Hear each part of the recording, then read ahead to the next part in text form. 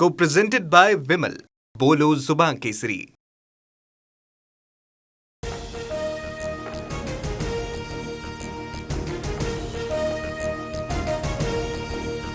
शरद पवार यांनी पंतप्रधानांची भेट घेतली. दिल्लीतील संसद कार्यालयामध्ये ही भेट झाल्याची माहिती.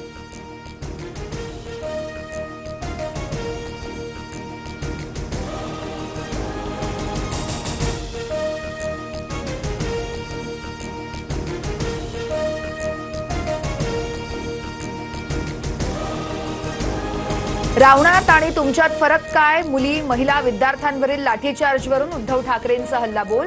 प्रधानांचा राजीनामा मागितल्यास चूक काय? एक व्यक्ती महत्वाची की देश महत्वाचा? ठाकरेंचा सवाल. दिल्लीतील आंदोलनामागे विरोधक आणि देशाबाहेरील शक्तीचा हात. देशामध्ये असंतोष निर्माण करण्यासाठी विरोधकांचा आपापला अजेंडा. भाजपच्या रवींद्र चव्हाण यांचा आरोप. जंतर मंतरवरील जागा सोडू नका. शांततेच्या आंदोलनामध्ये खूप ताकद आहे. वेळ पडल्यास मराठा बांधव दिल्लीत येणार. दिल्लीतून मनोज जरांगेंचा यलगार. अभिजित तिपकेंच्या आंदोलनालाही पाठिंबा. पंतप्रधान संसदेत बोलत का नाहीत? अखिलेश यादव यांचा सवाल. तर पेपरफुटी प्रकरणी सरकार चर्चेला तयार.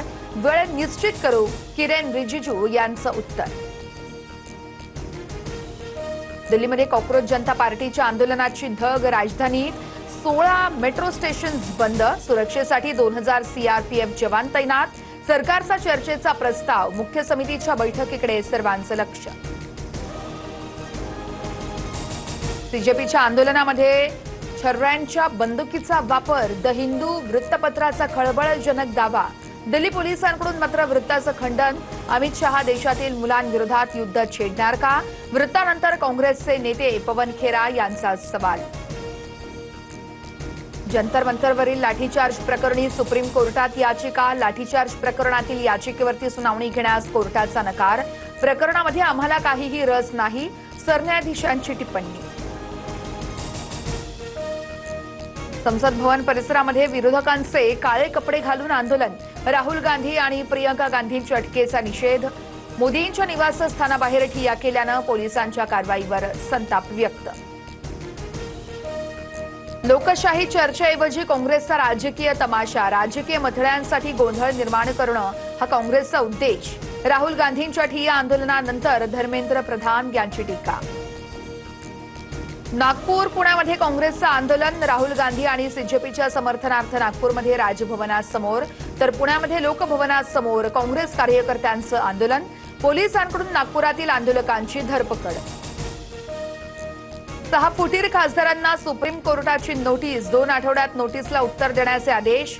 लोकसभा अध्यक्षांच्या निर्णयाविरोधात ठाकरेंची याचिका.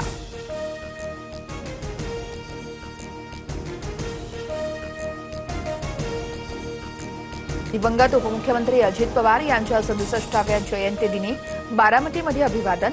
उपमुख्यमंत्री सुनेत्र पवार आणि जय पवार यांनी स्मृतीस्थळावरती श्रद्धांजली वाहिली. दादा, तुमची उणीव भासतीये. पंतप्रधान मुख्यमंत्र्यांपासून ते शरद पवारांपर्यंत राज्यातील सर्वच बड्या नेत्यांची अजित पवारांना आदरांजली. प्रदेश कार्यालयामध्ये आदरांजली वाहताना धनंजय मुंडे भावुक. Co-presented by Vimal. बोलो जुबान केसरी.